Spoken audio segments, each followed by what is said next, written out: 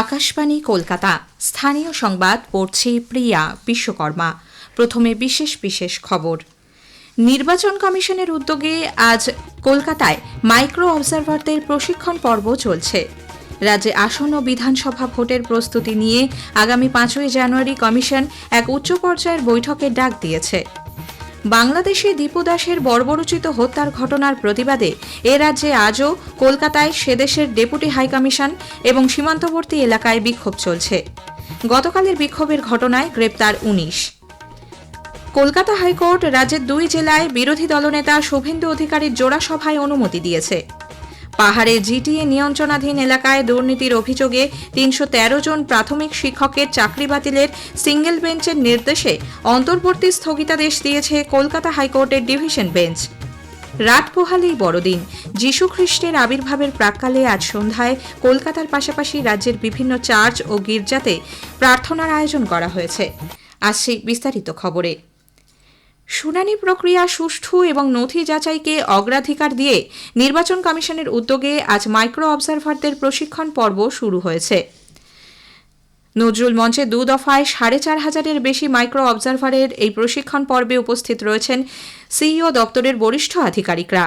রাজ্যের মুখ্য নির্বাচনী আধিকারিক মনোজ কুমার আগরওয়ালও এতে যোগ দিয়েছেন। উপস্থিত রয়েছেন বিশেষ রোল অবজারভার সুব্রত গুপ্ত। 2 দফায় চলবে এই প্রশিক্ষণ পর্ব। এখানে শুনানি পর্বে মাইক্রো অবজারভারদের দায়িত্ব সম্পর্কে অবহিত করা হবে। উল্লেখ্য, একটি বিধানসভায় একজন ইআরও এবং 10 জন এইআরওর পাশাপাশি এই মাইক্রো অবজারভাররা থাকবেন। শুনানি ছাড়াও খতিয়ে দেখবেন ভোটারদের তরফে জমা দেওয়া নথির বৈধতা। এদিকে রাজ্যে আসন্ন বিধানসভা ভোটের প্রস্তুতি নিয়ে আগামী 5ই জানুয়ারি নির্বাচন কমিশন এক উচ্চ পর্যায়ের বৈঠকের ডাক দিয়েছে।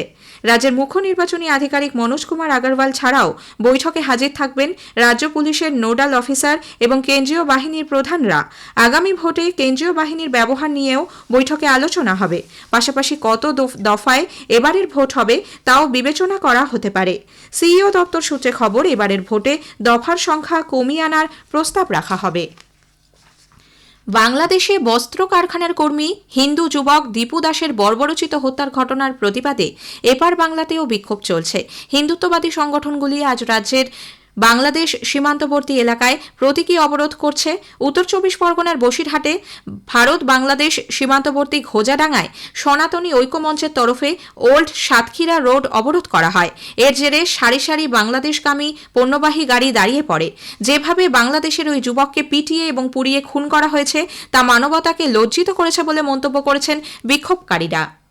জ্বালিয়ে পুড়িয়ে মারা হচ্ছে, তখন হাজার হাজার জেহাদি জঙ্গি যে জান্তব উল্লাসে তারা চিৎকার করছে, ভিডিও করছে এবং যে সমস্ত স্লোগান দিচ্ছে, সেটাই প্রমাণ করে দেয় যে মানবিকতার কতখানি অবমূল্যায়ন হলে একদল মানুষ এইরকম পৈশাচিক উল্লাসে চিৎকার করতে পারে।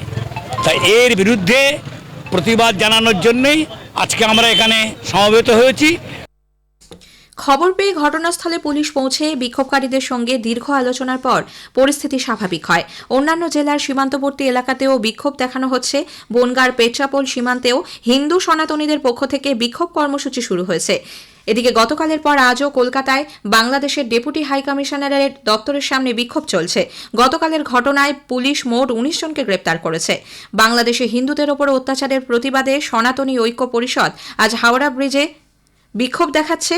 জয়ন্তী বাজার থেকে পেট্রাপোল সীমান্তে যাচ্ছে সনাতনী ঐক্য পরিষদের সদস্যরা। মালদার মুচিয়া বাজারে সনাতনী ঐক্য পরিষদ বিক্ষোভ দেখাচ্ছে। কলকাতা হাইকোর্ট রাজ্যের 2 জেলায় বিরোধী দলনেতা শুভেন্দু অধিকারীর জোড়া সভায় অনুমতি দিয়েছে। বিচারপতি কৃষ্ণা রাও জানিয়েছেন, গঙ্গাসাগরে আজ বেলা 12টা থেকে সন্ধে 6টা পর্যন্ত 7,000 সমর্থককে নিয়ে সভা করতে পারবেন তিনি। 50টি মাইক্রোফোন এবং 8টি স্পিকার ব্যবহার করা যাবে।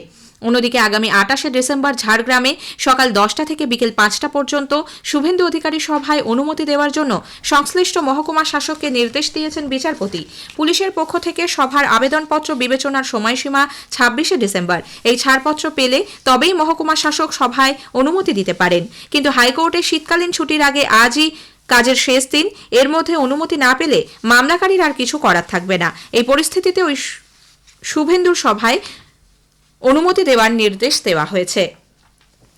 আজকের প্রসঙ্গে শুনবেন বিশেষ আলোচনা প্রধানমন্ত্রী কিষাণ সম্মান নিধি প্রকল্প। উত্তর 24 পরগনা কৃষি বিজ্ঞান কেন্দ্রের বিষয়বস্তু বিশেষজ্ঞ ডক্টর চিন্ময় মাঝির সঙ্গে কথা বলেছেন দিব্য দে। আকাশবাণী সংবাদ প্রযোজিত এই অনুষ্ঠানটি রাত 9:30টায় গীতাঞ্জলি ও ডিটিএইচ বাংলায় শোনা যাবে। এই অনুষ্ঠান আমাদের সোশ্যাল মিডিয়া প্ল্যাটফর্মেও পাওয়া যাবে। প্রধানমন্ত্রী নরেন্দ্র মোদী আগামী রবিবার আকাশবাণীতে মন কি বাত অনুষ্ঠানে তাঁর চিন্তাভাবনা দেশ বিদেশের মানুষের সঙ্গে ভাগ করে নেবেন। এটি হবে মাসিক এই বেতার অনুষ্ঠানের 129তম পর্ব। বেলা 11টা থেকে আকাশবাণী এবং দূরদর্শনের সবকটি channel, Akashvani news on AIR website, mobile app, প্রধানমন্ত্রীর দপ্তর, তথ্য ও সম্প্রচার মন্ত্রকের ওয়েবসাইট ও ইউটিউব চ্যানেলেও মন কি বাত সম্প্রচারিত হবে। স্থানীয় সংবাদ শুনছেন আকাশবাণী কলকাতা কেন্দ্র থেকে। আমাদের সংবাদ শোনা যাচ্ছে ইউটিউব চ্যানেল আকাশবাণী সংবাদ বাংলা, ফেসবুক ও ইনস্টাগ্রাম আকাশবাণী সংবাদ কলকাতা এবং এক্স হ্যান্ডেল এআইআর নিউজ কলকাতাতে। পাহাড়ে গোর্খা আঞ্চলিক প্রশাসন জিটিএ নিয়ন্ত্রণাধীন এলাকায় দুর্নীতির অভিযোগে 313 জন প্রাথমিক শিক্ষকের চাকরি বাতিলের সিঙ্গেল বেঞ্চের নির্দেশে অন্তর্বর্তী স্থগিতাদেশ দিয়েছে কলকাতা হাইকোর্টের ডিভিশন বেঞ্চ। সার্কিট বেঞ্চে 2 বিচারপতি তপব্রত চক্রবর্তী ও বিশ্বরূপ চৌধুরী 12 সপ্তাহের জন্য এই নির্দেশের ওপর স্থগিতাদেশ জারি করেছেন। 4 সপ্তাহের মধ্যে মামলার সঙ্গে যুক্ত সব পক্ষকে হলফনামা দিয়ে নিজেদের বক্তব্য জানাতে হবে। আজকের নির্দেশের ফলে আপাতত আগামী 3 মাস জিটিএর 313 জন প্রাথমিক শিক্ষকের চাকরি বহাল রইল। যাদবপুর বিশ্ববিদ্যালয়ের সমাবর্তন অনুষ্ঠানে এসএফআই এর বিক্ষোভকে কেন্দ্র করে আজ উত্তেজনা ছড়ায়। ছাত্র সংসদ নির্বাচন সহ একাধিক দাবিতে ক্যাম্পাসে বিক্ষোভ দেখান এসএফআই এর সদস্যরা। বিশ্ববিদ্যালয়ের ওপেন এয়ার অডিটোরিয়ামে সমাবর্তন অনুষ্ঠান হয়। রাজ্যপালের ঢোকা ও বেরোনোর সময় এবং অডিটোরিয়ামের সামনেও স্লোগান দিয়ে বিক্ষোভ চলে। এসএফআই নেতাকর্মীদের বক্তব্য, বিশ্ববিদ্যালয়ে দীর্ঘদিন ছাত্র সংসদ নির্বাচন হয়নি। এছাড়াও আর্থিক সমস্যায় ভুগছে বিশ্ববিদ্যালয়। রাজ্য ও কেন্দ্রীয় সরকার বিশ্ববিদ্যালয়ের বকেয়া টাকা আটকে রেখেছে। এদিকে দুর্নীতি ও হিংসা পশ্চিমবঙ্গের বড় 2 সমস্যা বলে অভিযোগ করেছেন রাজ্যপাল ডক্টর সিভি আনন্দ বোস। আজ যাদবপুর বিশ্ববিদ্যালয়ের সমাবর্তন অনুষ্ঠানে এসএফআই এর বিক্ষোভ প্রসঙ্গে সাংবাদিকদের প্রশ্নের উত্তরে আচার্য বলেন, তিনি সকলের বক্তব্য শোনার জন্য প্রস্তুত। বিশ্ববিদ্যালয়ের ক্যাম্পাসও দুর্নীতি ও হিংসা থেকে মুক্ত নয়। Two problems in Bengal are violence and corruption. It is very unfortunate that the campuses are also not free from this. This is to be viewed very seriously, particularly violence in the campus. I have asked the Indian Space Research Organization to give me drone facilities to identify who comes in and goes out of this university. Any outsider, anybody who is not a part of this university will not be allowed to come and stay here and create problems. These things will be addressed in a very proactive manner, effective manner. রাত পোহালেই বড়দিন। যীশুখ্রিস্টের আবির্ভাবের প্রাক্কালে আজ সন্ধ্যায় কলকাতার পাশাপাশি রাজ্যের বিভিন্ন চার্চ, গির্জাতে প্রার্থনার আয়োজন করা হয়েছে। ক্যারলের মধ্যে দিয়ে প্রভু যীশুকে স্মরণ করা হবে। কলকাতার পার্ক স্ট্রিটে আজ রাতে ভিড় সামাল দিতে ব্যাপক নিরাপত্তার বন্দোবস্ত করা হয়েছে। থাকছে কড়া পুলিশি নজরদারি। অতিরিক্ত 2000 পুলিশ কর্মীকে মোতায়েন করেছে লালবাজার। অন্যদিকে হুগলির ব্যান্ডেল চার্চে আজ আয়োজন করা হয়েছে বিশেষ প্রার্থনার। তবে খ্রিস্ট ধর্মাবলম্বীরা ছাড়া অন্য কেউ আগামী 31 তারিখ পর্যন্ত চার্চে প্রবেশ করতে পারবেন না। বেলুর মঠে প্রথা মেনে সন্ধ্যা আরতির পর মূল মন্দিরের ভেতরে যিশুর আরাধনা করা হবে। অন্য বছরের মতো এবারও 25শে ডিসেম্বর বড়দিন রাজ্য তথ্য ও সংস্কৃতি দপ্তরের ব্যবস্থাপনায় কলকাতায় শুরু হচ্ছে বাংলা সঙ্গীত মেলা ও বিশ্ব বাংলা লোকসংস্কৃতি উৎসব। রবীন্দ্র সদনে আজ এক সাংবাদিক বৈঠকে রাজ্যের তথ্য ও সংস্কৃতি দপ্তরের প্রতিমন্ত্রী ইন্দ্রনীল সেন বলেন, রবীন্দ্র সদন, শিশির মঞ্চ, একতারা মুক্ত মঞ্চ, বাংলা একাডেমি সভাঘর, রাজ্য সঙ্গীত একাডেমি মুক্ত মঞ্চ সহ মোট 11টি মঞ্চে উৎসব অনুষ্ঠিত হবে। স্বাধীনতার পর পশ্চিমবঙ্গের প্রথম মুখ্যমন্ত্রী ডক্টর প্রফুল্ল চন্দ্র ঘোষের 135তম জন্মদিন উপলক্ষে আজ বিধানসভায় তাঁর প্রতিকৃতিতে পুষ্পার্ঘ্য নিবেদন করে শ্রদ্ধা জানানো হয়। প্রদেশ কংগ্রেসের পক্ষ থেকেও দিনটি পালন করা হচ্ছে। স্বাধীনতা আন্দোলনের সময় বিপ্লবী পুলিং বিহারী দাসের সান্নিধ্যে আসেন প্রফুল্ল চন্দ্র ঘোষ। তিনি চাকরি থেকে ইস্তফা দিয়ে যোগ দিয়েছিলেন স্বাধীনতা আন্দোলনে। বড়দিনের ছুটিতে জমিয়ে শীত উপভোগ করতে তৈরি রাজ্যবাসী। আগামীকাল থেকেই রাজ্যের প্রায় সব জেলাতেই 2 থেকে 3 ডিগ্রি পর্যন্ত তাপমাত্রা কমতে পারে। পশ্চিমের জেলাগুলিতেও কোথাও কোথাও তাপমাত্রা 8 ডিগ্রিতে নামতে পারে বলে আবহাওয়া দপ্তর জানিয়েছে। রাজকোটে বিজয় হাজারে ট্রফি ক্রিকেটে বাংলা টসে জিতে বিদর্ভকে প্রথমে ব্যাট করতে পাঠিয়েছে। বিদর্ভ 50 ওভারে 5 উইকেট হারিয়ে 382 রান করেছে। জবাবে ব্যাট করতে নেমে শেষ খবর পাওয়া পর্যন্ত বাংলা বিনা উইকেটে 13 রান করেছে।